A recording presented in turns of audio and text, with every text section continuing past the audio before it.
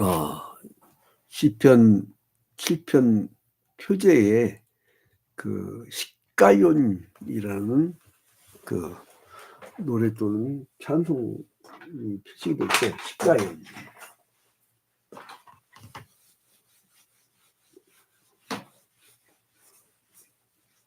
근데 이게 십가연이라는 표현이요, 거의 잘 안 나오는 편이에요. 시편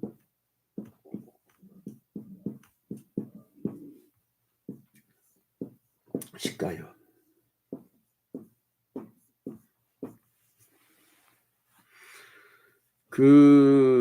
이 십가연이라는 단어는 하박국 그 3장 1절에만 나오는 단어예요. 이거는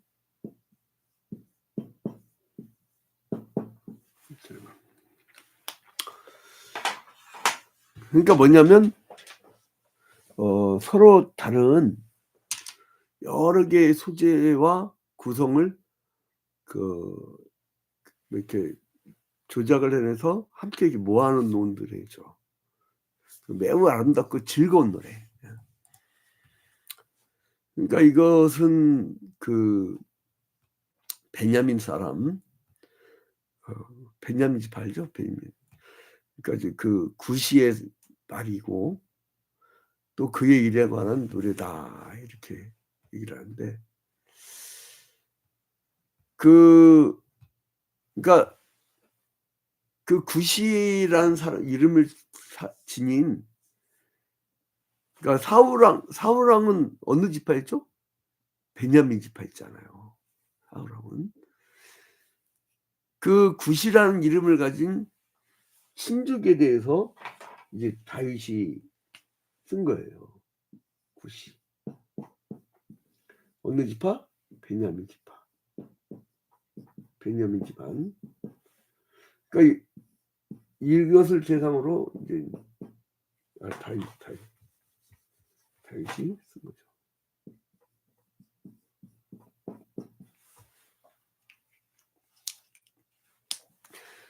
그러니까 이 사람은 특징이 뭐냐면, 사울왕이 베냐민 지파 집안이잖아요. 다윗은 유다 지파. 근데 왜 사이가 안 좋아졌나 했더니 그 중간에 누가 이간을 시켰어. 그 이간을 시킨 사람이 누구냐면요, 바로 구시예요, 구시. 근데 이 구시의 어떤 이간질이 있더라도 그게 성공하지를 못했어요. 우리가 이제 살면서 그런 사람들 있잖아요. 이간도 잘하고 사람 사이를 갈라치고. 여러분 이제 전술 중에 마타도르라고 있죠. 마타도어라고도 하고, 영어시 마타도어죠. 이 마타도르가 뭐냐면, 어떤 적지에 마치 뿌락지 같은 사람을 집어넣어. 그래 가지고 그 정보를 캐내는 거는 그건 간첩이고 스파이. 그 안에서 분열 공작을 하는 거야, 분열 공작. 막 갈라치고 서로 싸우게 하고 단합 못하게 하고. 그래서 인제 그런 걸 잘하는 게 일본이랬잖아요. 옛날에 우리나라 일제시대 때 순사들이 꼭 앞세운 게 누구냐면 조선 사람. 앞잡이라고 하죠. 밀정을 일본 사람한테 써. 조선 사람끼리는 잘 사이가 잘하잖아요. 그 사이를 치고 들어가는 거예요. 근데 다윗이 막 수금을 탈 때 한 번도 불협화음이 일으킨 적이 없이 잘 탔다는 거예요. 그러니까 뭐 사람 사이에 그런 마타도르가 있더라도, 여러분 그게 제일 많은 데가 어디냐면 교회예요, 교회. 왜냐면 이 사람들이 하나님 나라의 가치대로 살아야 되는데, 일주일 내내 세상 나라의 가치관을 갖고 살다가 그걸 털고 주님 앞에 나와야 되는데 그걸 다 끌어안고 와. 그래서 사람들에게 받은 상처를 교회 안에 쏟아붓는 거예요. 하나님 나라는 평화의 나라잖아요. 사랑의 나라잖아요.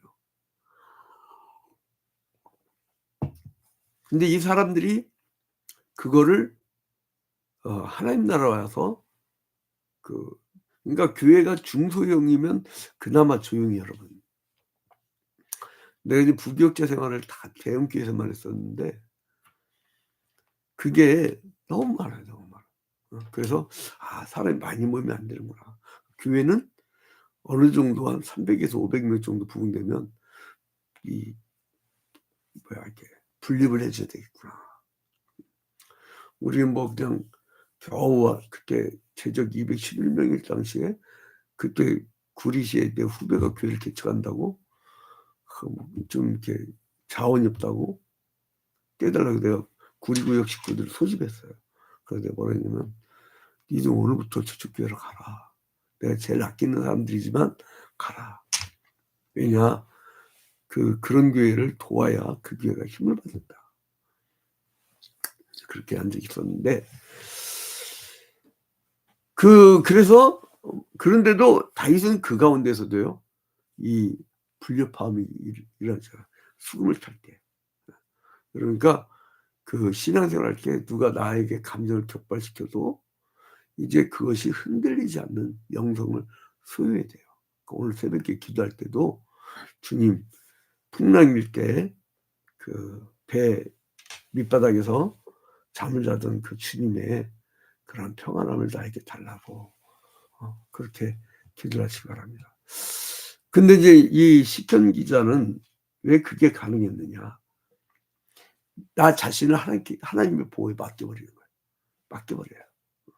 내가 하려니까 불안하고 내가 하려니까 승질나고 내가 원하는 대로 해야 되는데 그게 안 되면 화딱지 나는 거죠.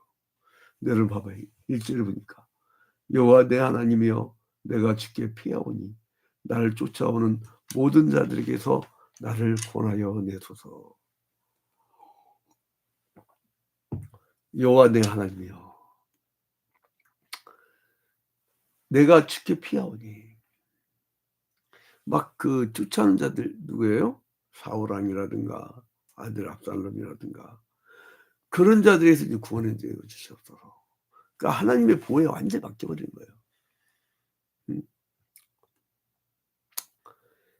그러니까 그리고 나서 뭐냐면 그들이 나를 칠 뜻을 품지 못하도록 해 달라는 거예요.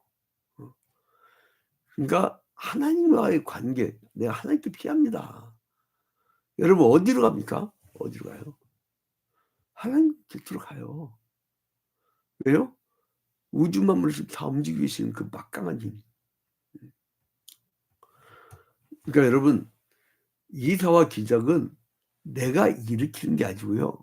뭐 권능을 달라고 능력을 달라고 지가 무슨 슈퍼맨이야. 지가 무슨 창조주 이 우주 만물의 그 통치자냐고. 이 개혁주의 신학의 핵심이 뭐냐면요. 하나님의 절대주권 사상이에요. 나는 할 수 없다는 거예요. 우리는 전적 부패했고 전적 타락했고 전적 무능해서 하나님이 나를 은혜를 베풀지 않으면 나 안 된다는 거예요. 그게 그 개혁주의 신학의 핵심입니다. 그래서요. 발동을 안 걸어. 내가 좀 안타까운 일인데 신앙이 참 좀 성도들에게 제자훈련 시킬 때까지는 괜찮았어. 잘 교육시켜 놨더니 이게 좀 뜨거워지잖아요. 그러면 이상하게 이게 미친 사람들이 이렇게 어디 막 뜨거운 데를 데려가 갖고 막 달고 뭐 성령을 집어던지 입으로 받아먹기다. 미친 짓 하다가 와 갖고 그러다가 보면요. 정상적인 사람들이 키에르케고르가 얘기했듯이 미친 사람이 보면 정상인 사람이 다 미친 사람처럼 보여요. 이게 여러분 신앙은 관계입니다. 하나님과의 관계. 내가 슈퍼맨이 되고 내 능력 받고 내가 막 발동을 하는 게 아니고 홍해바다 하나님이 갈라주는 거예요. 10가지 제가 하나님이 해준 거예요. 풍랑 예수님이 잔잔케 한 거예요. 그래서 하나님을 신뢰하십시오. 하나님께 피하십시오. 그러니까 이제 이 대적자들이 나를 막 그 어 쳐들어올 때 자기 나는 힘이 없다는 거예요. 어. 자 5 절에 보니까 "원수가 나의 영혼을 쫓아잡아 내 생명을 땅에 짓밟게 하고 내 영광을 번지 속에 살게 하소서." 원수가 나의 영혼을 막 쫓아잡아서 막 그러려고 그래요. 막 삼키려고 하고 절박하고. 인간이 고도로 발달되면 발달될수록 인간의 문제가 해결되지는 게 아니라 그 죄성 있는 인간이 만든 답이 뭐겠어요. 악이지. 옛날 같으면 신용카드 결제이라는 개념이 어디 있습니까? 예, 읍내에 은행이 없을 때는요. 땅값도 싸고 집값도 싸고 다 쌌어 그냥. 배고플 때 부침개, 호박죽, 가지 뭐 이런 거 그냥 이 땅에서 먹는 걸 갖고 그냥 먹어도 됐어. 행복했어요. 내 이웃 사람이 있었어. 이 막 인간들이 도시문화 만들어 놓은 게 지금 뭐냐고 이게 여러분. 응? 그게 가인의 문화입니다. 가인의 문화. 이제 막 그냥 원수가 많아져 점점 원수가 많아져. 자 그래서 이제 그 다른 모든 돕는 자들의 도움이 실패했다는 걸 고백해요. 2절 봐봐요. 2절 다시 돌아가서 "건져낼 자가 없으면 그들이 사자같이 나를 찢고 뜯을까 하나이다." 어. 이 돕는 자들의 도움이 있긴 있었어. 근데 실패했다는 거예요. 그래서 그는 그 가지고 고소한 것에 대해서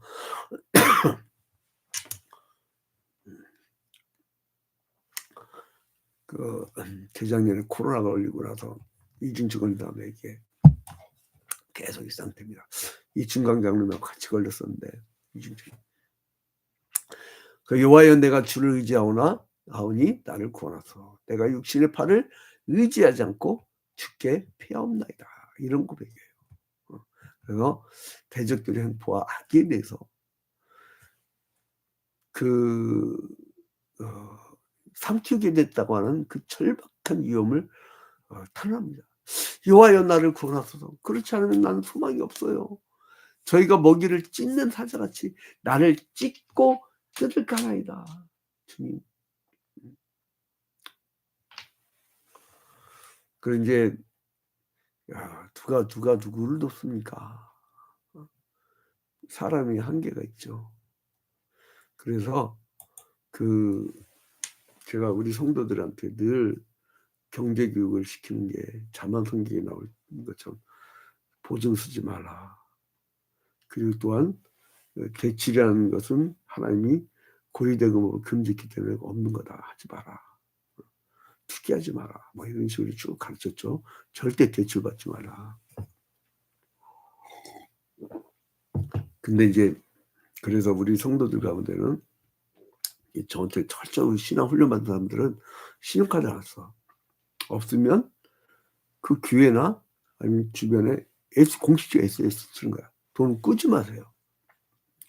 못 갚으니까 꾸는 거야. 그냥 줘. 줘. 그게 공동체예요. 그래서 인제 그 이런 자세들. 어. 여러분 이 사회학이라는 게 있어요. 그래서 그때는 9 절에 "악인의 악을 끊고 의인을 세우소서. 의로우신 하나님이 사람의 마음과 양심을 감찰하시나이다." 근데 이 아마도 내가 이 정도의 인제 고도의 그 탄압은 사울왕 때가 아닌가. 압살롬 때는 아닌 것 같아요. 어. 그 이제 그래서 인제 이 사람이 그 의지할 데가 없으니까 아까 7절에 보면 민족들의 모임이 주를 두르게 하시고 그 위 높은 자리에 돌아오소서. 하늘까지도 나의 송사를 인정하고 변한 것을 온 세상이 알게 하시소서. 막 다시 기도해요. 나를 판단하소서. 나를 위해 판단하시고 내 편에 서서 판결을 내리소서. 그 8절에 여호와께서 만민에게 심판을 행하시오니 여호와여 나의 의와 나의 성실함을 따라 나를 심판하소서. 이 절박한 그 하나님의 그 본분이고 그 약속인 건 뭐냐면 주님이 재판장 되신다는 거예요. 억울하죠. 좀만 기다려요. 하나님 심판해 주십니다. 판가름해 주세요. 그래서 그러므로 여호와여 나를 판단하소서. 만약 하나님께서 그를 위해 나타나신다면 그것이 하나님의 영광을 훨씬 더하게 할 것이고 백성들의 교화와 유로를 더하게 할 것이란 거예요. 그 이제 특히 이제 9절 같은 경우는 악인의 악을 끊고 의인을 세우셔서 의로우신 하나님이 사람의 마음과 양심을 감찰하시나이다. 이거는 뭐냐면 우리가 모두 다 소원해야 될 두 가지가 있는데 첫 번째는 죄의 멸망. 이건 우리 자신과 다른 사람들에게 죄가 더 이상 거하지 못하게 해야 된다는 거예요. 이것은 하나님을 사랑하고 그를 위해서 악을 미워하는 모든 사람들이 원하고 기도해야 할 것이라는 거예요. 두 번째, 의의 불멸. 의인을 세우소서. 의인을 세우소서. 우리는 악한 자가 선하게 되도록 기도해야 합니다. 처음에 존대에다 안 치면요 아주 골치 아파요. 그거 키우려면 시간 얼마나 걸립니까? 여러분 자식들이 갑자기 변화됩니까? 응? 자식 키울 때 그 기저귀 갈아 끼우고 엄마 아빠 말 가르쳐 줘야 되죠. 넘어지면 그렇게 하면 넘어진다는 거 알려줘야죠. 그게 쉽냐고요. 응? 의인을 세워서 우리가 시간이 많이 걸려요. 자 이제 결론을 맺도록 하겠습니다. 그 악인의 형벌에 대한 화는요. 그 순종치 아니하는 자에게 그 하나님 심판을 간다는 신명기 7장 10절에서부터 17절까지의 그 말씀이 나오는데요. 시간이 많이 갔지만 잠깐 내가 이걸 한번 말씀을 드릴게요. 그 시편 10편이 아니라 신명기 7장 10절부터 그를 미워하는 자에게는 당장에 보응하여 멸하시나니 여호와는 자기를 미워하는 자에게 지체하지 아니하시고 당장에 그에게 보응하시니라. 그런즉 너는 오늘 내가 내게 명하는 명령과 규례와 법도를 지켜 행할지니라. 너는 이 모든 법도를 듣고 지켜 행하면 내 하나님 여호와께서 내 조상들에게 맹세하신 언약을 지켜 내게 이기내를 베풀 것이라. 곧 너를 사랑하시고 복을 주사 너를 번성하게 하시되 내게 주리라고 내 조상들에게 맹세하신 땅에서 내 소생에게 은혜를 베푸시며 내 토지 소산과 곡식과 포도주와 기름을 풍성하게 하시고 내 소와 양을 번식하게 하시리니 내가 복을 받음이 만민보다 훨씬 더하여 너희 중에 남녀와 너희의 짐승의 암소의 생육하지 못함이 없을 것이며 여호와께서도 모든 질병을 너에게서 멀리하사 너희가 아는 애굽의 악질에 걸리지 않게 하시고 너를 미워하는 모든 자에게 걸리게 하실 것이라. 내 하나님 여호와께서 너에게 넘겨주신 모든 민족을 네게 눈이 긍휼히 여기지 말고 진멸하며 그들의 신을 섬기지 말라. 그것이 내게 올무가 되리라. 이렇게 이제 말씀을 하셨습니다. 그러니까 다윗은 이제 기도로 하나님께 호소하고 자기의 결벽을 엄숙하게 표명한 다음에 하나님의 말씀에 대한 그 믿음을 의지해 갖고요. 그 심판을 막 구해요. 주님이 심판해 달라고. 내가 한다는 게 아니에요. 하나님이 해달라는 거예요. 그게 기도입니다, 여러분. 내가 할 수 있는 능력 달라는 게 아니고 주님이 해 달라는 게 기도라니까요. 그게 더 무서운 거예요, 여러분. 지구를 돌리는 힘이 낫습니까? 내가 겨우 이 컵을 이렇게 드는 힘이 낫습니까? 그러니까 주님이 해 달라는 거예요. 그게 기도입니다. 그래서 의인에게는 행복과 안전을 가져다 준다는 거예요. 심판을 해 버려요. 그래요. 그 회개할 줄 모르는 악한 사람들에게는 확실한 멸망을 가져다 주세요. 이렇게 얘기를 하는 거예요. 자, 이제 결론 맺겠습니다. 자, 다윗은 이렇게 어려울 때 하나님의 공의로운 판단을 구했어요. 대적자들이 찢으려고 달려드는 사자와 같이 자기를 노리고 있는 상황에서 하나님께 나는 결백하지 않아요. 라고 부재한 그것을 호소를 합니다. 그러니까 우리가 그래서 신앙생활을 열심히 하고요. 깨끗해져야 돼요. 그래야 주님 앞에 나갈 때 주님 내가 이렇게 기특하게 살았습니다. 이렇게 얘기할 수가 있는 거예요. 그 이제 오늘 우리가 하루 살 때 그 주님의 그 손에 의지를 하십시오. 그 이제 만국을 다스리는 그 하나님, 그 하나님은 종말론적으로 의로우신 심판자시는 거예요. 다윗 시대에 원수들에게 행하셨던 하나님의 공의로운 재판은 인류의 마지막 날에 모든 이성적 피조물들에 대해서 심판하신다는 거예요. 여러분 집에 키우는 그 애완견, 애완묘 이런 것들은요 심판이라는 게 없어요. 왠지 아세요? 죄란 개념이 없기 때문에. 걔네들이 언제 저질렀어요? 아니잖아요. 그래서 중요한 건 생명이에요, 생명. 사람 만나야 돼, 사람.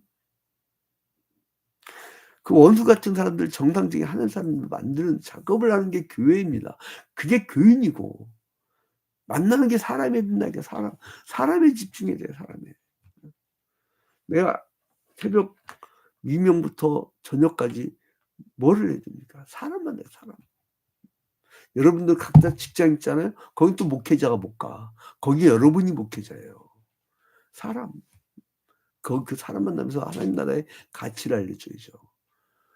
그러니까 원수들의 멸망은 우연한 결과가 아니란 거예요. 하나님의 공정한 심판에 의해서 이루어질 것이다. 마지막 날을 어떻게 된다 했죠? 마태복음 25장에 보면 염소와 양을 나눈다고 했죠. 반드시 그런 날이 옵니다.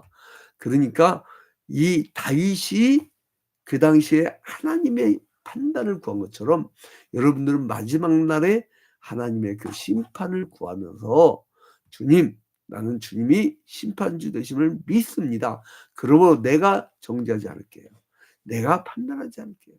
주님, 그 육체의 부활의 날에 주님이 심판주가 되어 주시옵소서.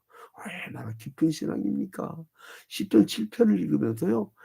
나의 판단과 나의 심판을 주님께 위탁하는 거예요. 그겁니다. 그거예요. 자, 여러분, 그래서 하나님의 공의 앞에서 즐거워합시다. 억울해하지 마시고 답답해하지 마시고 마지막 날에 주님이